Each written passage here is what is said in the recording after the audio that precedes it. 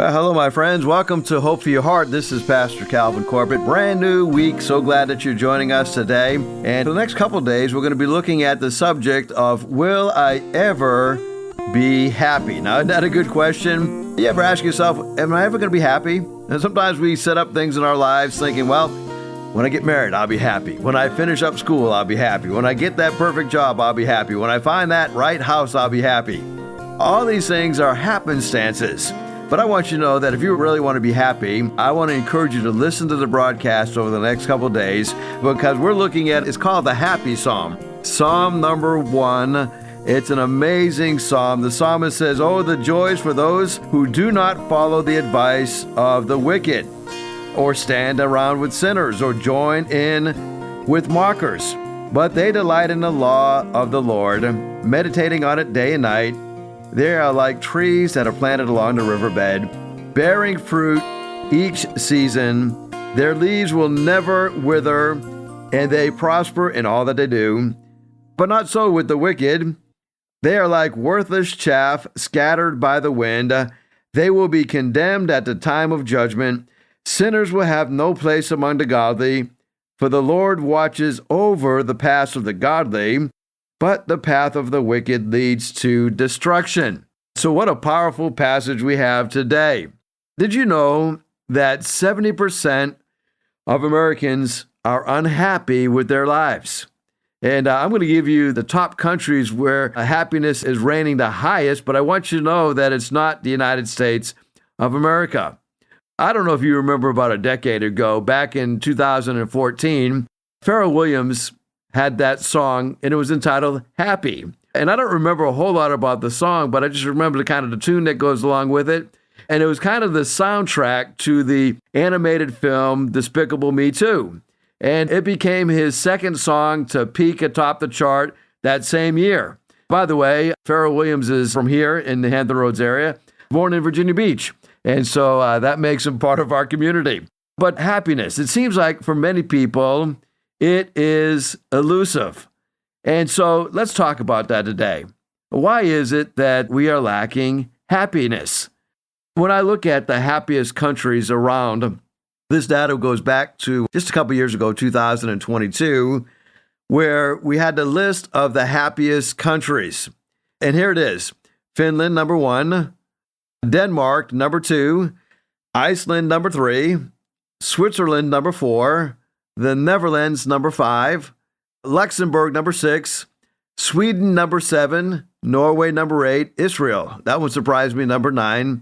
You would think with all the turmoil and all the war they are facing in Israel, that if you were from Israel, you wouldn't be a very happy person. But they have learned that happiness doesn't come from my circumstances. And then number 10, New Zealand. Number 11, Austria. Number 12, Australia. Number 13, Ireland.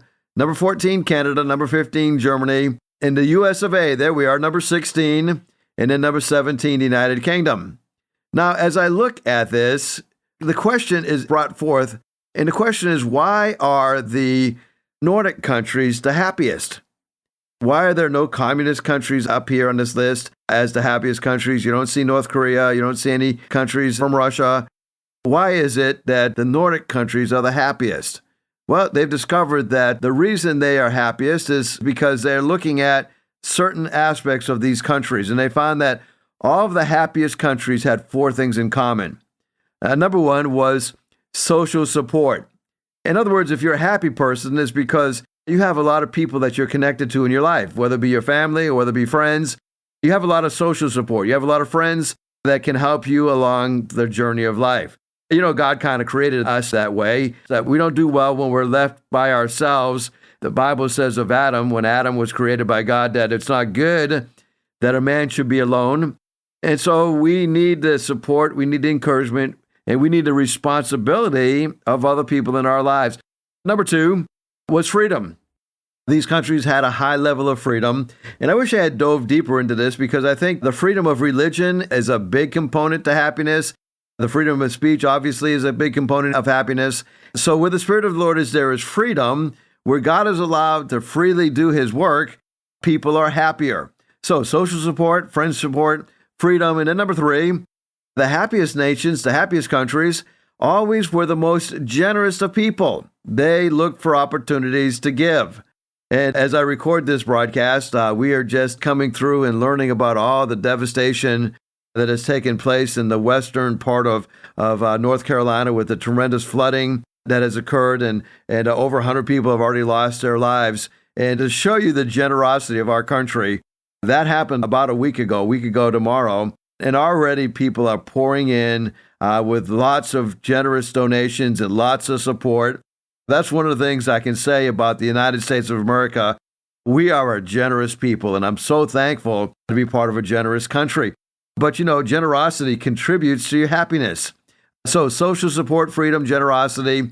And then number 4 would be trust in their institutions.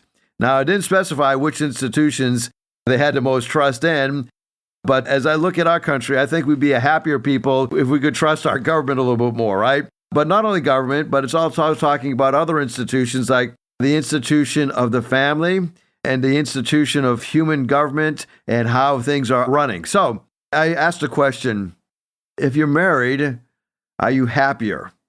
And as you look at this question, what are the traits of happy couples? Now, researchers have argued that marriage provides individuals with more stability, and that's part of happiness, right? More economic and more social stability, which is associated with improved health and more happiness than unmarried people experience. However, there is a nuance regarding couples' experiences, expressions, and social context within their relationship requiring happiness. And here it is. The more positive expressions and the more intimate experiences you have in your marriage, the higher will be the level of your happiness. And so I want to encourage you today, for the sake of your own personal joy, have healthy relationships. Invest in the lives of other people. Invest in the life of your marriage. For example, I believe that every couple that is married should try to get together once a week and have a date night. And it doesn't have to be anything real super fancy, but as simple as, hey, let's go out and have dinner together as a husband and wife, where we can sit across the table from one another and just speak with one another, okay? Set your phone to the side so you're not sitting there. I love Mexican food, and I got introduced to fresh guacamole, and I don't know why I've taken so long to even try fresh guacamole, but I was out to dinner not too long ago, and my son, who was in the Coast Guard, had just finished up A school, and a couple of his friends and we decided, hey, let's go celebrate. We went to the local Mexican restaurant there down in Elizabeth City, and one of the people at our party ordered some fresh guacamole.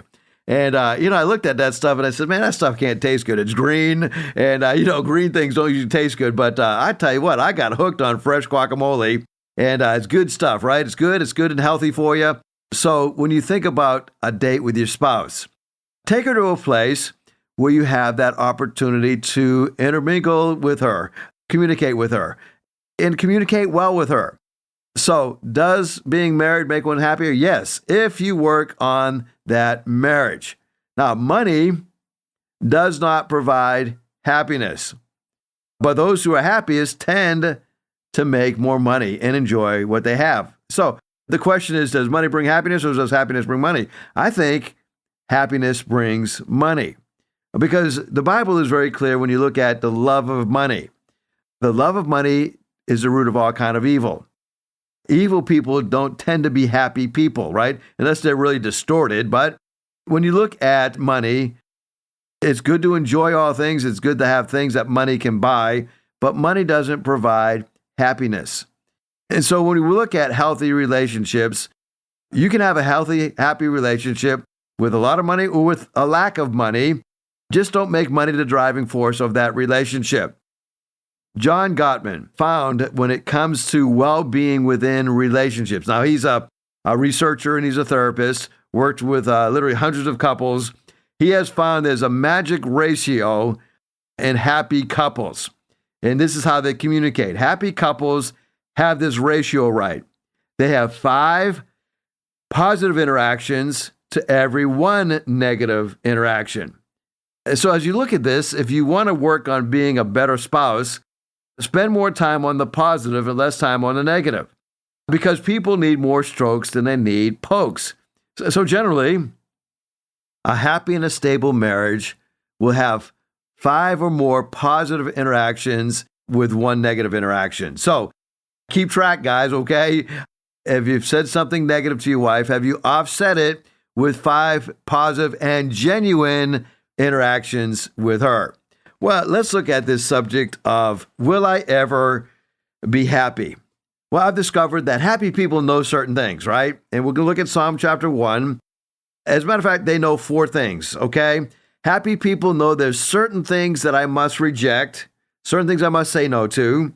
Happy people know there's certain things that I must receive, right? I can't just give out joy and happiness without receiving some things.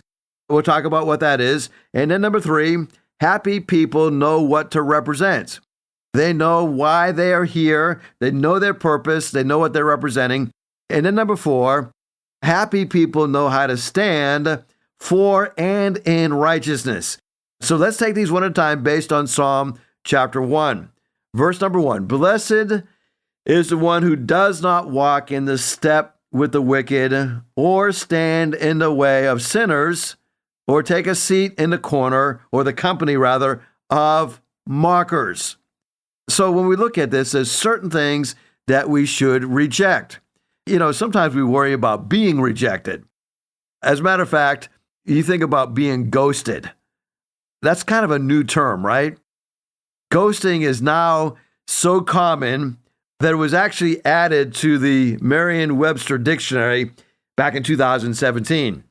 And ghosting is described as this phenomenon of leaving a relationship without really saying goodbye. You're just abruptly leaving a relationship and you're ending all contact with that other person, especially electronic contact, like texting and email and chats. And I don't know if you've ever been ghosted. I've been ghosted by a few former church members who just kind of cut me off, okay?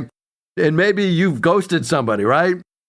You know, when you look at what happens when we are rejected, there's a biological fact that rejection or being ostracized can make us feel like we don't belong. And it can actually lead to feelings of very low self-worth. A guy by the name of Ted Rose wrote a book, and he said, an entire area of our brain is constantly on the outlook for the smallest hint of negative judgment. And that is the interior cortex of the brain. And it's always looking for the negative things, right? And as a result of being ghosted, we develop a wounded heart. It would seem it can hurt us by being ghosted as much as having a broken leg. So when you look at this, what are the kind of snubs that cause this distress? Well, it gives a list of hurtful things. And for example, by being greeted on a bus, but having, no response, not responding to that greeting, or having somebody that you love not returning your text messages. So being snubbed is what it is.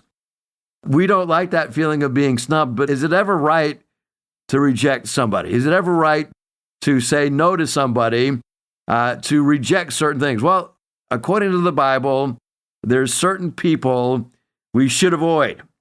And I want to give you 3 based upon what we're looking at today in the text, okay? Number 1, we're to avoid the one that stirs up strife. And so again, going back to our text, it says, blessed is the one who does not walk in step with the wicked. As a result of not walking in the step of that wicked, that means that we have to avoid that wicked person who stirs things up. In the book of Titus, it's a short little book, only 3 chapters long, and it's written to Titus, who is a young pastor. And so Paul is encouraging Titus and reminding Titus there's certain people that you should avoid. Let's look at the text specifically, Titus 3:10. As for a person who stirs up division, after warning him once and then twice, have nothing to do with him. That person that is constantly stirring up strife, constantly bringing about division, you are to avoid that person. Paul says, hey, you confront that person, and then you confront him a second time, and if he doesn't get it right, If he doesn't stop it, I have nothing to do with him, right? You write him off. Paul said in the book of Romans, chapter 16, he says, I appeal to you, brothers, to watch out for those who cause divisions, those who create obstacles contrary to the doctrine that you have been taught. Avoid them. So we've learned that we are to avoid those who stir up strife. There's another person that we should avoid. And again, I'm talking to believers primarily on this broadcast. We are to avoid those who are walking worldly. And so going back to Psalm 1, the psalmist is very clear that we're not to walk in step with the wicked, nor are we to stand in the way of sinners. That is, to stand in the way with sinners, right?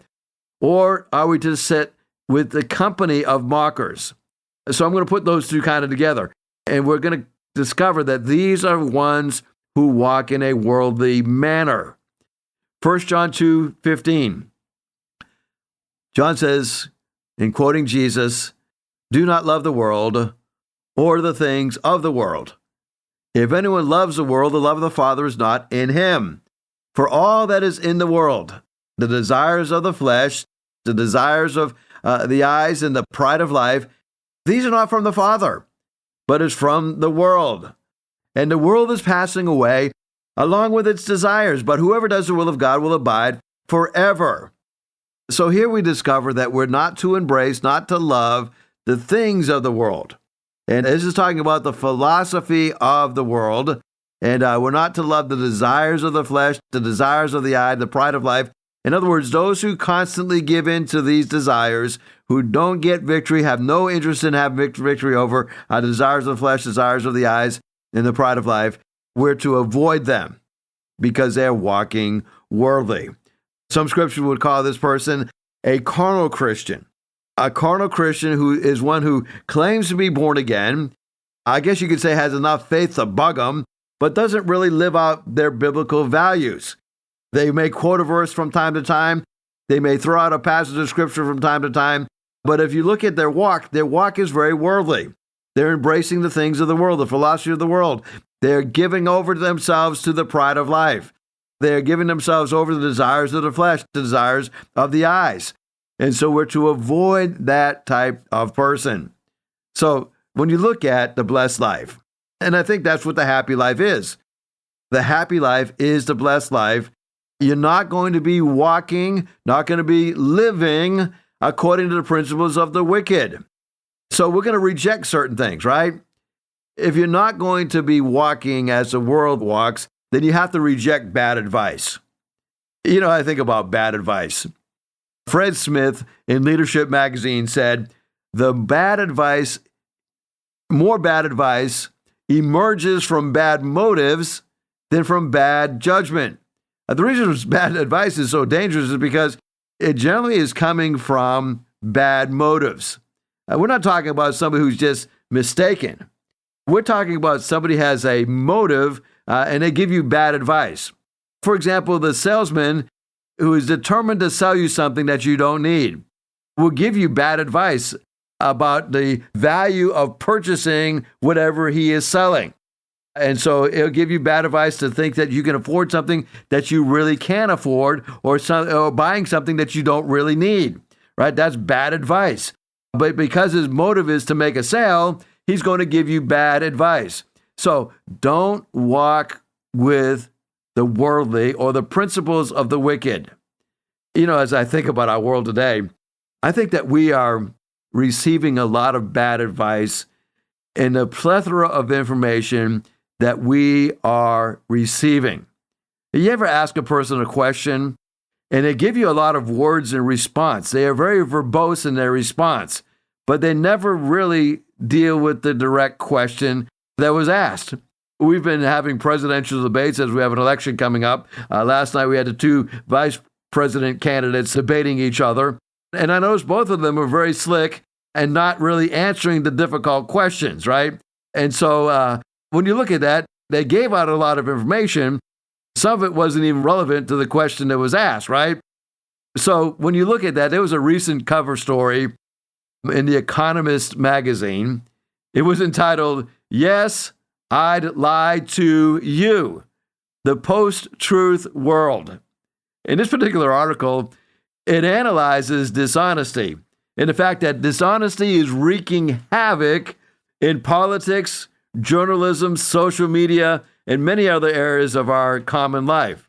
One expert quoted in the article said, "Right now, it pays to be outrageous," but that is not to be truthful.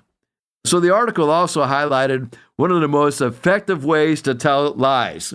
Maybe I should be sharing this with you on a Christian broadcast, but here it is. One of the most effective ways of telling lies is by hiding the truth in a glut of information. Information glut is the new censorship, says the University of North Carolina, as they did this report and they did this study, adding that other governments are now employing similar tactics. China is famous for doing this, right? China, for instance, says they don't try to censor everything that you do, not like on social media. But what they do is they flood the networks with distressing information. And similarly, in post-co-op Turkey, Turkey, we discover that the number of dubious posts and tweets increased sharply. And it's amazing when you think about it. So when you look at the matter of not receiving bad advice, look at the motive. Why is a person giving you advice? Secondly, it says that he doesn't stand in the path of sinners. That is, he doesn't participate in sin. The Hebrew word sinners is placed in the emphatic position of this sentence, and it could refer to friends. You're not sitting in the path of sinners or not associating with bad friends. So Paul addressed this matter to the church at Corinth. He says, don't be misled. Bad company will always corrupt good morals. So be careful who you are associating with in your circle of friends. If you want to have friends that will build you up, have friends of character, right? Friends of like-mindedness. In Hosea, it says, how can two people walk together unless they are agreed? And then it says he does not sit. And when you think about that, sitting down, the idea is that I'm going to sit down and I'm going to deliberately be involved as I'm sitting in this seat in this particular habit. It's become something that I do often, and it goes even deeper than that. I become a professional at this bad habit, and now I'm becoming a scoffer. Now, when you look at habits, St. Augustine said, habits, if they're not resisted, soon become necessary. In other words, become addicted to that particular behavior. So make sure you have good habits, not bad habits, because it will make a totally difference in your life, how you funnel through and create the habits in your life. Well, I have another interesting article that I think will be very helpful as we look at this subject of bad habits. But unfortunately, I am out of time. And so join me tomorrow, and we'll talk about what happens when I invest in a vice. I'm not talking about a vice that you put on your workbench and hold something on that. And, I'm talking about something that controls us, right? And generally, vices are bad things in our lives that control us. So join me tomorrow at the same time on the same station, and we'll have part 2 of answering the question, will I ever be happy? And we've only covered the first point, that when you look at happiness, there's certain things I'm going to reject in my life. Blessed is the one who doesn't walk in step with the wicked, or stand in the way of sinners, or take a seat in the company of the mockers. So join me tomorrow as we continue to study. Now, just before I sign off for another day of broadcast, I want to encourage you to come and be part of Hickory Ridge Community Church. Worship with us on Sunday morning. We have 2 service times, 9 o'clock and 10:45. I'd love to see you. Just come into double glass doors where it says welcome home, and I will try to get to meet you. And our greeters do an amazing job of making people feel welcome. You come in, have some coffee, have a little snack, and then go into the worship center. but we love to worship the Lord together, love to see new people in our midst, and people are being added to the church every day. So excited about that. So come join us this Sunday, 9 o'clock or 10:45 at Hickory Ridge Community Church. And I look forward to seeing you. I hope to see you personally. Now, if I can pray for you today, shoot me a quick text, would you? At 252-267-2365. Thank you so much for joining me today. God bless you for listening. If you'd like to hear this broadcast again, you can have a free download at buzzsprout.com/1890557, or you can listen on Amazon, Spotify, Google Podcast, and Apple Podcast. Hickory Ridge Community Church is located at 3320 Battlefield Boulevard South in Chesapeake, Virginia. Sunday service times are 9 a.m. and 10:30 a.m. We'd love for you to join us. For more information, go to hrcc7.org. And remember, no matter what you're going through, in Jesus Christ there is always hope.